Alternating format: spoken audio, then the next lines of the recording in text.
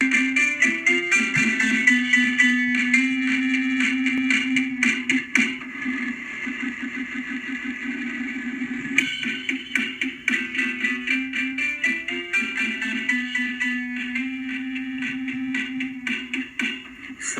berjumpa kembali dengan MJ Channel. Pemirsa, kali ini kita akan diskusikan kemungkinan kebangkrutan Indonesia karena skandal alat antigen bekas. Kasus alat rapid test bekas di Kuala Namu, Sumatera Utara telah merebak dan menghancurkan harapan banyak orang. Diduga ada 9.000 korban dari alat tes bekas yang dilakukan oleh petugas PT Kimia Farma di Bandara Kuala Namu, Sumatera Utara. Inilah fakta-fakta kasus alat rapid test bekas di Kuala Namu. 1. Kuala Namu adalah bandara di Medan, Sumatera Utara, suatu bandara internasional yang cukup dikenal. Yang kedua, penumpang atau semua calon penumpang pesawat yang akan terbang dari Kuala Namu dites oleh petugas dari PT Kimia Farma. 3. Alat tes yang digunakan adalah alat bekas pakai para pemirsa. Kelewatan memang. Sehingga bikin Menteri Erick Thohir ngamuk habis-habisan. Fakta keempat, polisi menduga bahwa komplotan ini telah meraup pendapatan 30 juta rupiah per hari. Ya lumayan bagi-bagi, cuma kita nggak perlu uang kayak gitu. Fakta kelima, skandal ini telah terjadi sejak tanggal 17 Desember tahun 2020 menurut penelitian para ahli.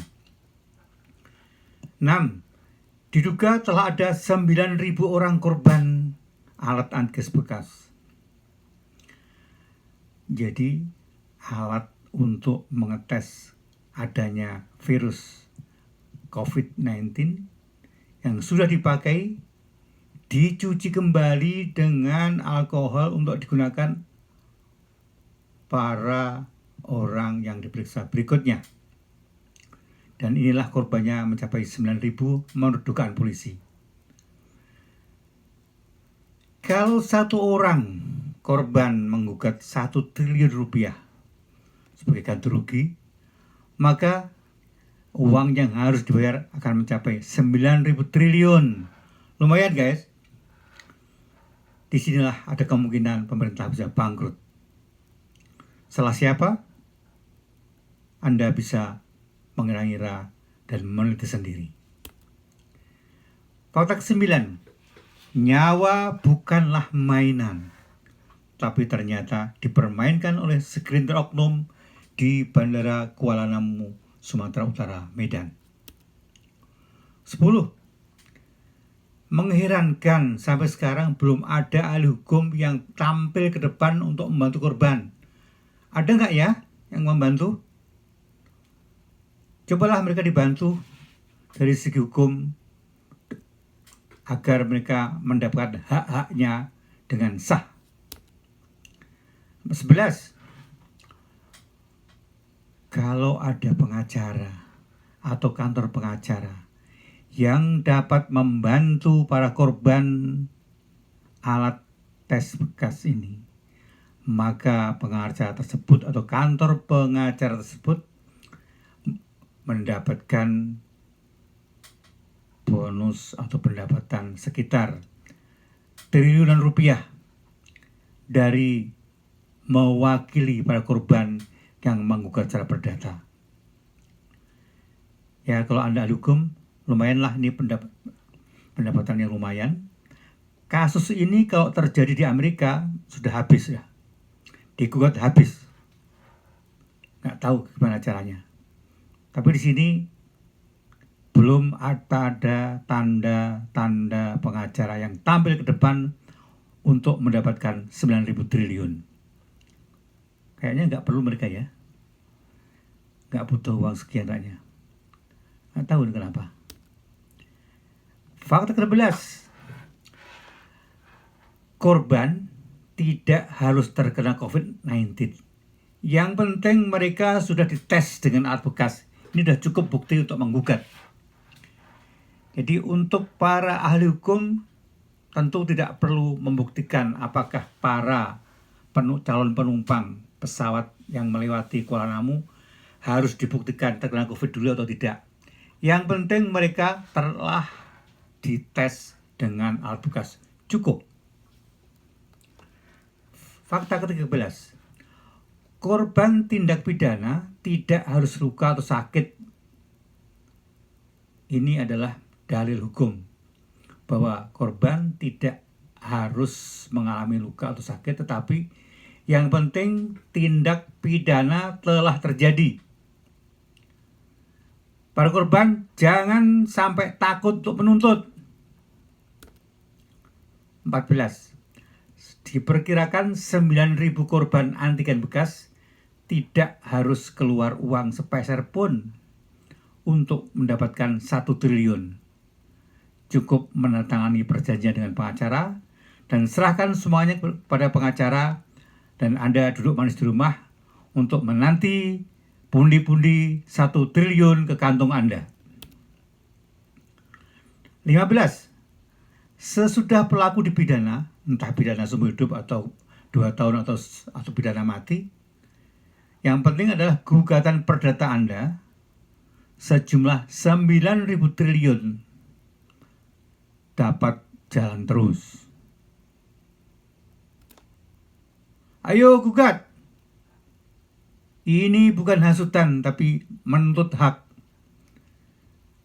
Anda harus tahu bahwa Anda punya hak untuk menuntut karena Anda telah ditipu dengan alat antigen bekas oleh petugas di Bandara Kuala Namu.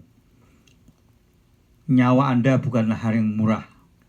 1 triliun ganti rugi bukanlah apa-apa dibanding nilai nyawa Anda. Wahai para ahli hukum, para pakar, para aktivis di MAKI, para aktivis di LBH, dan pengacara 212, dan lain-lain sebagainya. Mana dadamu? Bantu dong. Yang terhormat para korban antigen bekas, tolong siapkan 1, bukti perjalanan dan tes antigen bekas kalau Anda melakukan perjalanan melalui Bandara Kuala Namu antara tanggal 17 Desember tahun 2020 sampai dengan kasus ini terbongkar sekitar April 2021. 2, cobalah Anda cari tiket bekas yang Anda pakai, kemudian juga boarding pass, juga tanda bayar atau struk tanda bayar, atau bukti transaksi ATM, KTP, foto bandara, dan lain-lain apa sajalah. Bawa sebagai bukti. Ajukan ke pengacara.